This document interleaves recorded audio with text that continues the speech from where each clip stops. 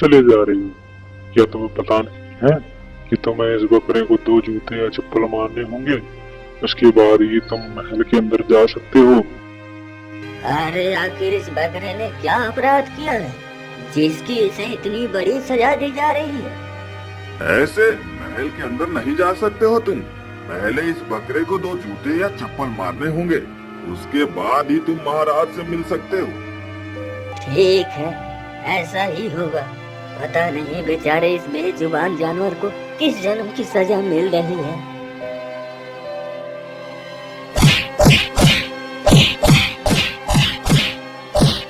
आप यहाँ सोच रहे होंगे कि आखिर बकरे ने ऐसा कौन सा गुनाह या कौन सा अपराध कर दिया जिसकी वजह से इसे ऐसी सजा मिल रही है। यह जानने के लिए थोड़ा पीछे चलते हैं और जानते हैं आखिर इस बकरे को ऐसी सजा क्यों मिली। एक दिन महल में एक रिसीवर आते हैं। हे रिसीवर, मैं 17वीं विद्या सीखना चाहता हूँ। कृपया आप मेरा मार्गदर्शन करें। देखो राजा, यह विद्या सीखना इतना भी आसान नहीं है। यह बेहद कठिन परिस्थितियों से भरा रहता है, जिसे सीखने की कोई सीमा नहीं है। न जाने इसे सीखने में कितना समय लग जाए। तब तक आपके राज्य का कामकाज कैसे चलेगा? आपके लिए अच्छा यही होगा कि 17वीं विद्या सीखने का ख्याल अपने दिमाग से निकाल दे। नहीं नहीं रिसीवर, चाहे 17वीं विद्या सीखना कितना भी कठिन कार्य क्यों न हो, चाहे इसे सीखने में कितना भी समय क्यों न लगे, मैं अवश्य ही समय निकालूंगा। कृपया करके आप मुझे रास्ता दिखाइए। ठीक है, यहाँ से बहुत दूर नीलगिरी पर्वत के पास एक बहुत ही घना और भयंकर जंगल है। उस जंगल के बीच बाबा देव की कुटिया है। उस कुटिया को आपको ढूंढना होगा। इस बात का ध्यान रखना कि जंगल में घोड़ा नहीं जा सकता। घोड़ा जंगल के बाहर छोड़ना होगा। कुटिया में आप बाबा देव बाबा स्वभाव में काफी कठोर है। अगर वह तपस्या में लीन हो तो उनकी तपस्या भंग मत करना, नहीं तो वो आपको श्राप भी दे सकते हैं। इसलिए बाबा की तपस्या पूरा होने का इंतजार करना। अगर बाबा को दया आ गई तो वह 17वीं विद्या विद्या जरूर सिखाएंगे। इतना कहने के बाद रिसीवर वहाँ से चले गए। राजकुमार, मैं 17वीं सीखने जा रहा हूँ। मैं जब तक न लौटूं तब तक तुम अपने राज्य का ख्याल रखना। हमारे राज्य में किसी भी व्यक्ति की कोई समस्या नहीं होनी चाहिए।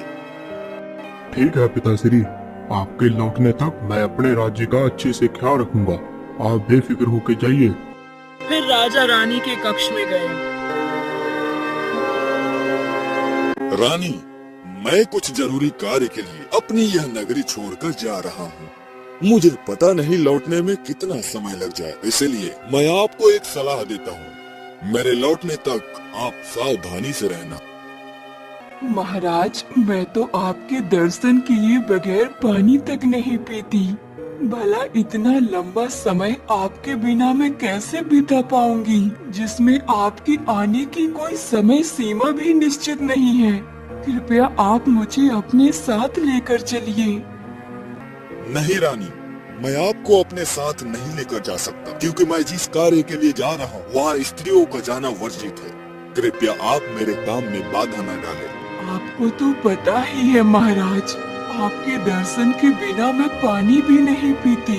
ठीक है, दीवार पर मेरी एक तस्वीर लगा दी जाएगी। उसे देखकर आप भोजन पानी कर सकती हैं। देखो, मैं जिस कार्य के लिए जा रहा हूँ वह काफी उलझन भरा कार्य है। क्या पता मेरे साथ कौन सी घटना हो जाए। हो सकता है आपसे मिलने के लिए मुझे अपना परिचय देना पड़े, इसलिए मैं आपको अपनी मूंछ का एक बाल दे रहा हूँ। इसको संभाल कर रखना, और जब भी मैं वापस लौट कर आऊंगा तो आपसे मैं यही अपनी मूंछ का बाल मांगूंगा।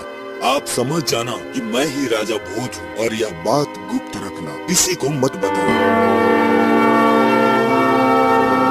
ठीक है महाराज, जैसा आप कहें। फिर राजा मंत्री के पास गया। हमें कुछ वक्त के लिए राज्य से बाहर जाना होगा, इसलिए आपको भी हमारे साथ चलना होगा। ठीक है महाराज, जैसी आपकी आज्ञा।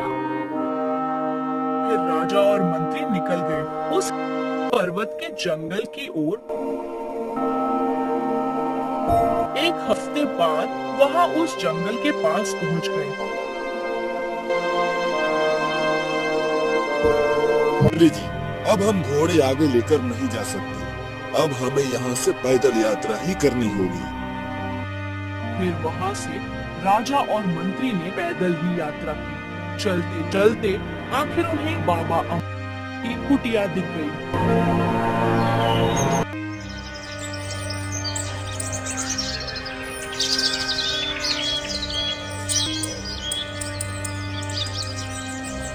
राजा और मंत्री बाबा की तपस्या पूर्ण होने का इंतजार कर रहे थे, लेकिन एक हफ्ते तक उन्होंने अपनी आंखें नहीं खोली।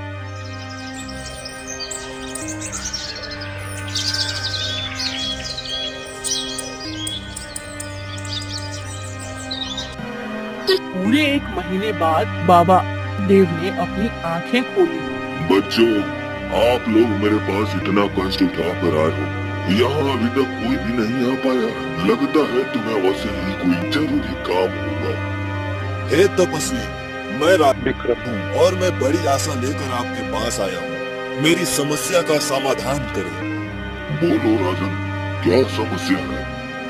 तपस्वी जी, मैं यहाँ सत्य विद्या सीखने आया हूँ।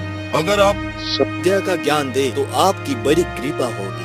राजन, आप तो बहुत बड़ी समस्या लेकर आए हो। राजन, इस विद्या को सिखाना हर किसी के बस की बात नहीं है। इसमें बहुत कठिनाइयाँ आएंगी। क्या आप इन सब कठिनाइयों का सामना कर पाओगे? तपस्वी जी, मैं इस विद्या को सीखने के लिए अपने रास्ते में आने वाली हर एक कठिनाई का सामना करूंगा। ठीक है राजा, मैं इस विद्या को सिखाने से पहले तुम्हें इसकी शक्तियों के बारे में बताता हूँ।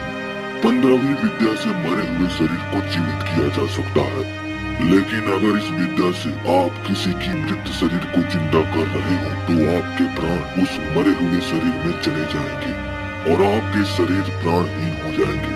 फिर उसके बाद जब भी आप चाहे अपने शरीर में वापस आ सकते हो। ठीक है तपस्वी जी, इस विद्या के बारे में मैं समझ गया। और हाँ, वक्त की इसमें कोई समय सीमा नहीं है, सिर्फ एक वक्त का भोजन ही नसीब होगा। ठीक है तपस्वी जी, आप जो कहेंगे वो मैं करूँगा। मुझे आपकी हर बात मंजूर है। ठीक है राजन, कल सुबह से आपकी शिक्षा आरंभ हो जाएगी।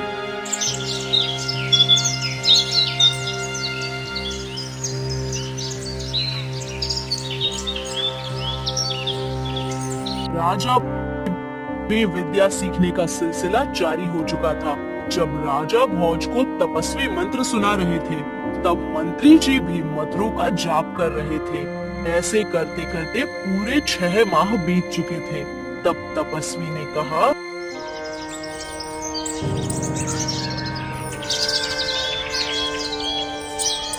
राजा, अब आपकी विद्या पूर्ण हो गई है। अब आप अपने राज्य का काम संभाल सकते हैं। एक बात का ध्यान रखना राजा, इस विद्या का कभी गलत उपयोग मत करना। ठीक है तपस्वी जी, जैसा आप कहेंगे वैसा ही होगा। फिर अगले दिन राजा और मंत्री देव गुरु से आज्ञा लेकर अपने राज्य जाने की अनुमति ले लेते हैं। राजा और मंत्री चलते चलते पेड़ के नीचे बैठते हैं और आपस में बातें करते हैं। मंत्री जी, क्या बात है, आप बड़े गुमसुम से लग रहे हो। महाराज, मेरे दिल में एक बात है, अगर आप बुरा ना मानो तो मैं बता दूं। हाँ मंत्री जी, जो भी बात है वो खुलकर कहो, उसमें घबराने की क्या बात है। महाराज, मैं ये कह रहा था, आपने 6 माह के कठिन परिश्रम के बाद ये शस्त्र विद्या हासिल की है, तो आप अगर अपनी सीखी हुई विद्या को एक बार आजमा लेते तो अच्छा रहेगा, क्योंकि राज्य में जाने के बाद आप हंसी का पात्र ना बन जाओ। बात तो बिल्कुल सही कह रहे हो मंत्री जी, आजमाने में क्या समस्या है, चलो आजमा कर देखते हैं। महाराज, आप थोड़ी देर यहीं बैठिए, मैं बस अभी आता हूँ।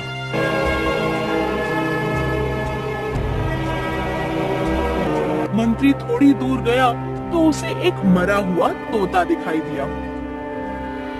लगता है इस तोते पर ही आजमा कर देखते हैं 15वीं विद्या को। इसे महाराज के पास लेकर जाता हूँ। फिर मंत्री जी उस मरे हुए तोते को महाराज के पास लेकर जाते हैं। महाराज, इस मरे हुए तोते में अपने प्राण डालिए। ठीक है मंत्री जी, मैं मंत्र का जाप करता हूँ। राजा ने मंत्र पढ़ना शुरू किया।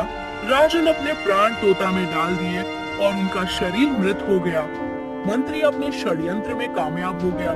उसने भी मंत्र पढ़ा और अपने प्राण राजा के शरीर में डाल दिए। मंत्री का शरीर भी मृत्य हो गया। राजा तोता बन गया और मंत्री राजा बन गया। अरे मंत्री जी, यहाँ आपने कैसे किया और आप मेरे शरीर में क्यों आए हो?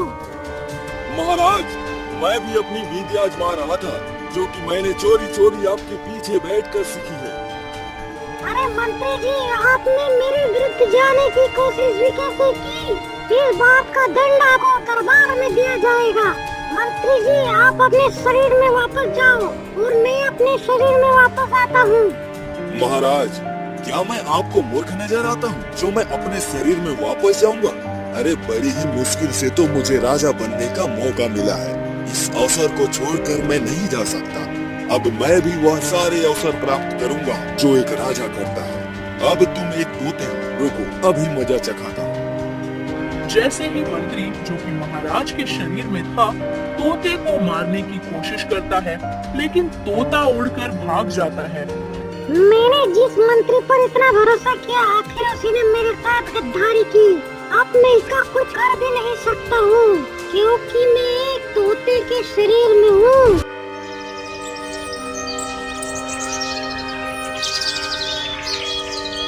अब मैं अपने इस शरीर का अंतिम संस्कार कर देता हूँ, नहीं तो मेरे शरीर को जानवर नोच नोच कर खा जाएंगे।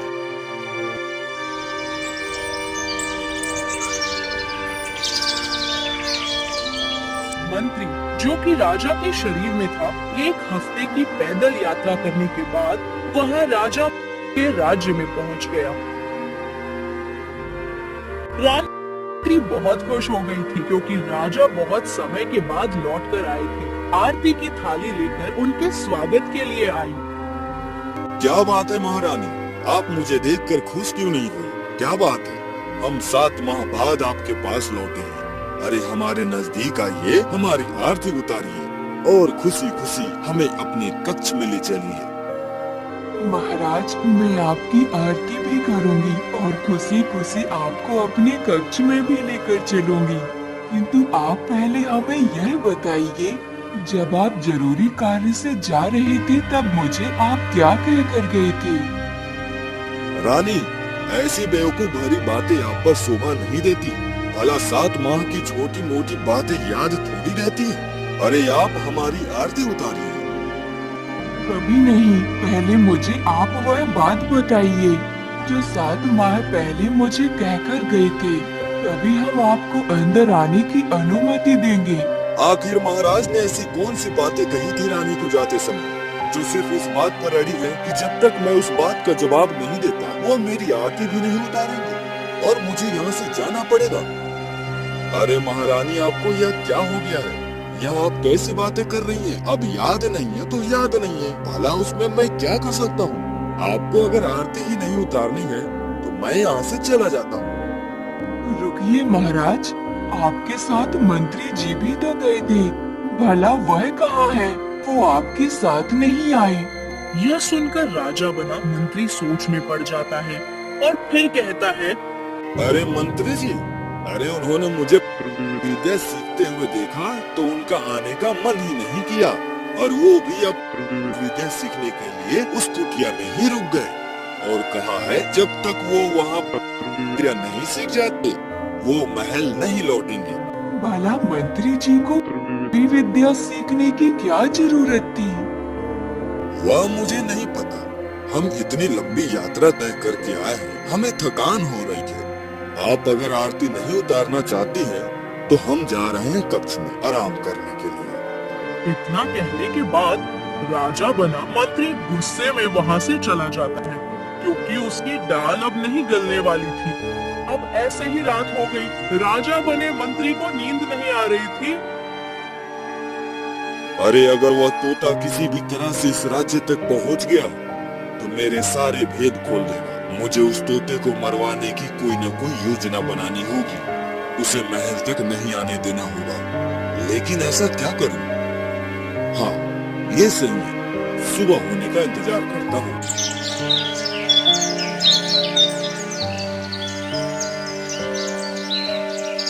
पता नहीं वहाँ दुष्ट क्या कर रहा होगा, मेरे पूरे राज्य को तहस नहस कर रहा होगा। हे प्रभु, यहाँ कैसी विद्या है जो मैं खुद ही इसके जाल में बुरा फंसा हूँ। मैं ऐसी हालत में हूँ कि मैं कुछ कर भी नहीं सकता। अब मुझे ही कुछ न कुछ करना होगा, नहीं तो पता नहीं वह दुष्ट मेरे राज्य के साथ क्या गुल खिलाएगा। पता नहीं भगवान मेरी रानी उस दुष्ट का साथ दे रही होगी। राजकुमार, मैं तुम्हें एक विशेष कार्य दे रहा हूँ। तुम राज्य के सारे तोते पकड़कर हमारे पास लाओ। यह आदेश पूरे राज्य में फैला दो। पिताजी, ये आप क्या कह रहे हैं? तोते पकड़ने और उन्हें मारने का आदेश क्यों दे रहे हैं? यह कोई साधारण आदेश नहीं है राजकुमार। जो जितने तोते मारेगा उसे उतनी सोने की मोहरें दी जाएगी। एक तोता मारेगा तो एक सोने की मोहरें दी जाएगी। 2 तोते मारेगा तो 2 सोने की मोहरें दी जाएगी। लेकिन पिताजी, तोते तो बेजुबान होते हैं, उन्हें मारना ठीक नहीं है। क्यों आप ऐसा आदेश दे रहे हैं? राजकुमार, तुम अभी समझ नहीं रहे हो। यह आदेश मैं राज्य की भलाई के लिए दे रहा हूँ। तुम्हें जो काम दिया है उसे पूरी ईमानदारी से करो। पिताजी, क्या आप सच में समझते हैं कि यह सही है? तोते भी जीवित प्राणी हैं, उनका क्या दोष है? क्या उनका जीवन इतना सस्ता है? मैंने जो कहा है वही करना होगा। तुम्हारे सवालों का कोई मतलब नहीं, तुम बस आदेश पूरा करो। ठीक है पिताजी, जैसा आप कहेंगे मैं वैसा ही करूँगा। इतना कहने के बाद राजकुमार वहाँ से चला गया और एक जगह खड़ा होकर कहने लगा, ये क्या हो रहा है? आखिर पिताजी ने ऐसा आदेश क्यों दिया है? मैं ये नहीं कर सकता, मैं तोते नहीं मार सकता। मुझे तो कुछ गड़बड़ लग रही है। पिताजी ने तो मुझे कभी भी ऐसा आदेश नहीं दिया था। अब ये क्या हो रहा है? अब मुझे कुछ समझ नहीं आ रहा। मुझे समझदारी दिखाते हुए यह आदेश नहीं देना है। राज्य में और पिताजी से कह दूंगा कि आदेश दे दिया।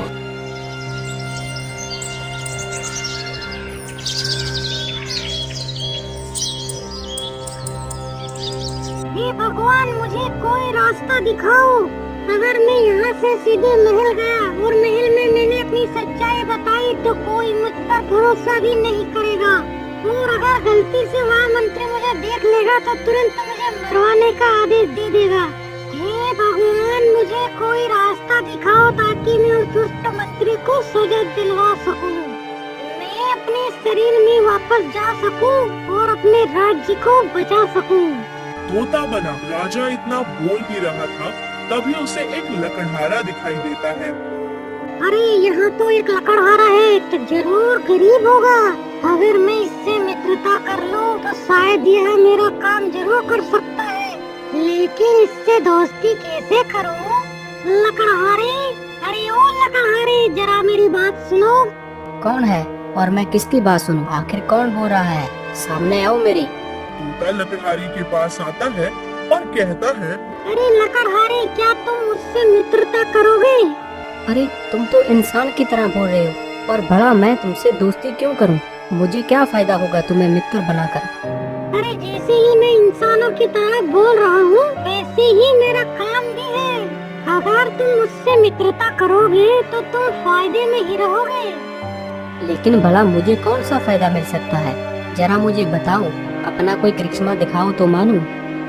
अच्छा, तो ऐसी बात है, तो फिर देखो मेरा कमाल। तोता बना राजा अपने जीवन में 17वीं विद्या में से एक विद्या का मंत्र पढ़ता है और उसके सामने एक जादुई कालीन आ जाता है। अरे ये कैसा चमत्कार है? ये कैसे हुआ? लेकिन इसका उपयोग क्या है? भला आखिर इससे होगा? अरे यह कोई साधारण कंबल नहीं है, बल्कि एक जादुई कालीन है। जब भी तुम इसके ऊपर खड़े हो जाओगे तो यहाँ हवा में उड़ने लगेगा और अपनी दिनचर्या में आने वाले काम को आसान बना सकते हो। अरे कैसी बातें कर रहे हो? यह सब कहानियों में होता है, वर्तमान में ऐसा नहीं होता। अरे अगर तुम्हें यकीन नहीं आ रहा हो तो तुम इस पर एक बार खड़े होकर देख लो, तब तुम्हें समझ आएगा। जैसे ही वहाँ लकड़हारा जादुई कालीन पर खड़ा हुआ तो वहाँ जादुई कालीन हवा में उड़ने लगा। अरे वह तो बड़ी कमाल की चीज है। इससे तो हमारे बहुत सारे काम आसान हो जाएंगे। जब भी मैं लकड़ियाँ काटने जाऊंगा तो इस कालीन पर ही बैठकर जाऊंगा और बहुत सारी लकड़ियाँ काटकर इस पर रख कर लेकर आऊंगा। कैसा लगा मेरा कमाल? मेरे अंदर ऐसी ही और भी बहुत सारी खूबियाँ हैं। अगर तुम मुझे अपना मित्र बनाओगे तो फायदे में ही रहोगे। अरे बना लिया आपको मित्र, बना लिया तोते राजा। आज से तुम मेरे मित्र हो, मेरे ही साथ रहोगे। चलो अब हम घर की ओर चलते हैं। जादुई कालीन की मदद से वह दोनों लकड़हारे के घर पहुंच जाते हैं।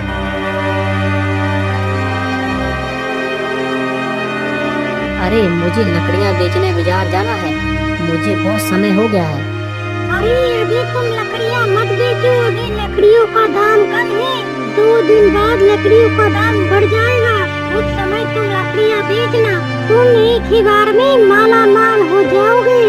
अच्छा ऐसी बात है क्या? तो फिर देखते हैं क्या होता है।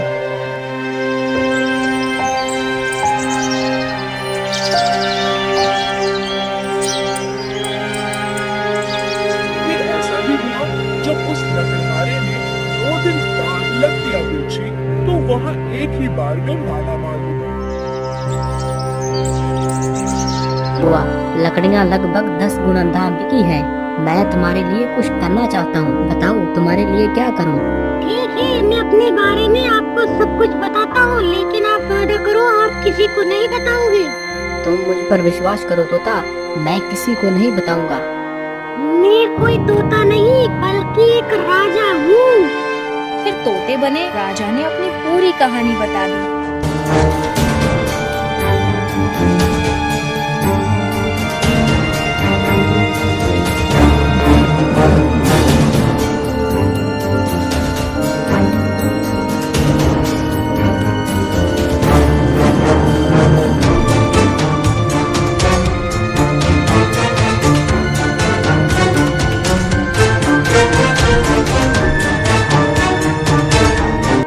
मुझे माफ कर देना महाराज, मैंने एक राजा को नौकर की तरह रखा।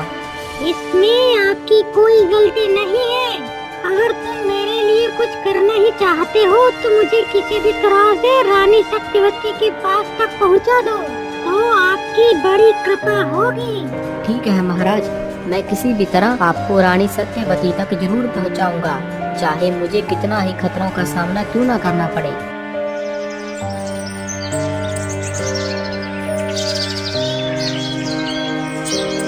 अगली सुबह लकड़हारा तोते को झोली में छुपाकर ले जाता है महल की ओर।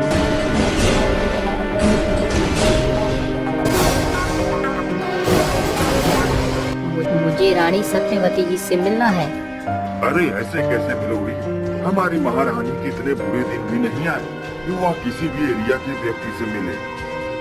आप किसी भी तरह समाचार रानी तक पहुंचा दो कि एक लकड़हारा बहुत दूर से पैदल यात्रा करते हुए एक गंभीर समस्या लेकर आपसे मिलने आया है। ठीक है, मैं महारानी से पूछ कर आता हूँ, आप यहीं पे इंतजार कीजिए। फिर सिपाही महारानी के कक्ष में उनसे इजाजत लेने के लिए जाता है। महारानी, कोई लकड़हारा है जो बहुत दूर से पैदल यात्रा करके आया है और बोल रहा है कि उसे कोई गंभीर समस्या का समाधान चाहिए और वह आपसे मिलना चाहता है। तो क्या मैं, अगर आपकी आज्ञा हो तो मैं उसे महल के अंदर आने की अनुमति दूं? अगर वह गंभीर समस्या का बोल रहा है तो सच में कोई गंभीर समस्या होगी। ठीक है, आप उसे अंदर बुलाएं, क्या पता सच में कोई बड़ी समस्या हो। ठीक है महारानी, मैं अभी उसे लेकर आता हूँ। चलो भाई, तुम किस्मत वाले हो, महारानी ने तुम्हारी समस्या सुनने को कहा है। फिर सिपाही उस लकड़हारे को महारानी के कक्ष के अंदर लेकर जाता है। महारानी जी, समस्या ऐसी है कि मैं सिर्फ आपको अकेले में ही बता सकता हूँ। ठीक है सिपाही, आप कक्ष के बाहर जाइए। लेकिन महारानी जी, आपकी सुरक्षा, हम भला किसी पर ऐसे विश्वास थोड़ी कर सकते हैं। क्या पता यह कोई दुश्मन का गुप्तचर हो जो आपको हानि पहुंचाने की कोशिश करे।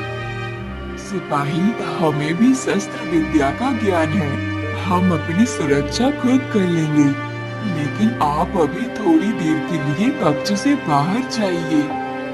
ठीक है महारानी, जैसी आपकी इच्छा।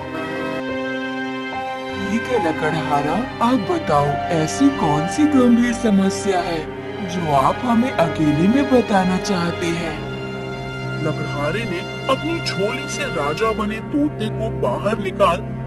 महारानी, यह कोई और नहीं बल्कि स्वयं राजा है।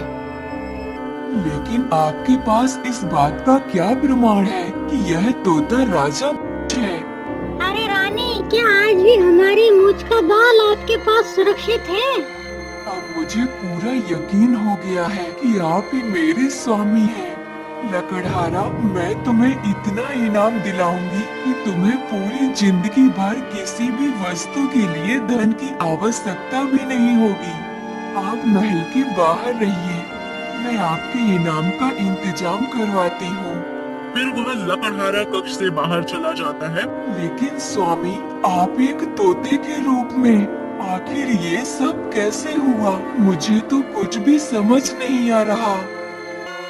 सुनो, जब हम 15वीं विद्या सीखने के बाद महल की ओर लौट रहे थे तब इंद्रियों से आज्ञा लेकर उनकी कुटिया से निकलकर आए ही थे तभी। फिर तोता बना राजा अपनी पूरी कहानी बता देता है कि आखिर वह तोते के रूप में कैसे आया। महाराज, ये तो मैं उसके महल आने के बाद समझ गई थी। वह कोई बहरूपिया है, मेरे स्वामी नहीं। यह तो दुष्ट मंत्री है। मैंने उसके आते ही आपके द्वारा दी गई निशानी मांगी थी जो आज मुझे सौंप गए थे, जिसका उत्तर देने में वह असफल हो गया और नई नई तरह के बहाने बनाने लगा। हाँ महारानी, यहाँ मुझे पहले ही ज्ञात हो गया था कि यहाँ कोई भी घटना मेरे साथ हो सकती है, इसलिए मैं आपको यहाँ एक निशानी देकर गया था ताकि आप असली राजा की पहचान कर सके। महाराज, आप भी विद्या प्राप्त राजा हैं, तो आप ही इस समस्या का समाधान कीजिए। देखो रानी, सिर्फ लकड़हारे को और आपको ही पता है कि मैं राजा भोज हूँ। आगे की योजना कुछ इस प्रकार से है। राजा ने पूरी योजना रानी को बता दिया कि आखिर कैसे क्या करना है। सिपाही, महाराज के पास जाओ और उन्हें कह दो कि हम उनसे माफी मांगना चाहते हैं। और हाँ सुनो, इसके अलावा कुछ और कहती है। रानी सिपाही को कहानी में बने रहिए, पता चल जाएगा। यह व्यवस्था तुम्हें जल्द से जल्द करनी होगी। महारानी जी, महाराज को हम यह सूचना दे देंगे कि आप उनसे माफी मांगना चाहती हो, लेकिन इस चीज की व्यवस्था करना इतनी जल्दी आखिर हम कहाँ ढूंढेंगे? इतना जल्दी यह कार्य करना संभव नहीं है। मैं यह कुछ नहीं जानती, आपको इसकी व्यवस्था करनी होगी, तो जितनी जल्दी हो सके लेकर आओ। ठीक है महारानी, करते हैं, हम कहीं से व्यवस्था करते हैं। फिर एक सिपाही महारानी के द्वारा दिए गए आदेश महाराज को सूचित करने जाता है और दूसरा सिपाही कुछ वस्तु का इंतजाम करने जाता है जो महारानी ने कहा है। महाराज, आपको महारानी ने अपने कक्ष में बुलाया है, वो आपसे माफी मांगना चाहती है। आखिर महारानी को अपनी गलती का एहसास हो गया। जाओ, महारानी से कह दो कि हम अभी आ रहे हैं। फिर राजा बना मंत्री महारानी के कक्ष की ओर जाता है।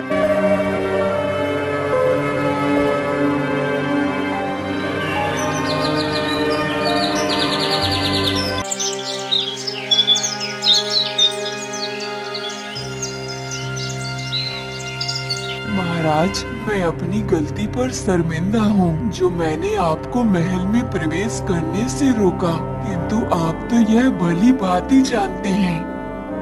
हमें पता था महारानी, आपको अपनी गलती का एहसास एक दिन जरूर होगा।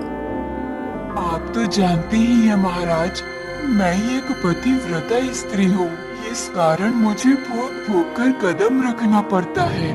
अब आप मुझे क्षमा कर दी महाराज, मैं आपकी बात से सहमत हूँ। इतनी पुरानी बातें थोड़ी याद रहती हैं। हमें इतनी पुरानी बात भी तो याद नहीं थी जो आप पूछ रही थी। अब आप ही बता दीजिए कि हम क्या कह कर गए थे। महाराज, जब आप 15वीं विद्या सीखने जा रहे थे तब आप निशानी के तौर पर मुझे यह कह गए थे कि मैं जब भी विद्या सीख कर आऊंगा तो सबसे पहले इसका चमत्कार आपको ही दिखाऊंगा और आप समझ जाना कि मैं ही राजा भोज हूँ। लेकिन महाराज, वापस आने के बाद आपने वह चमत्कार दिखाया ही नहीं, जिस कारण मुझे आपके साथ ऐसा व्यवहार करना पड़ा। अब आप अपनी विद्या का चमत्कार दिखाइए। ठीक है रानी, बताइए क्या देखना चाहेंगी आप? सिपाही, मैंने तुमसे जो वस्तु लाने को कहा था वो ले आए हो ना? अगर ले आए हो तो जल्दी लेकर आओ।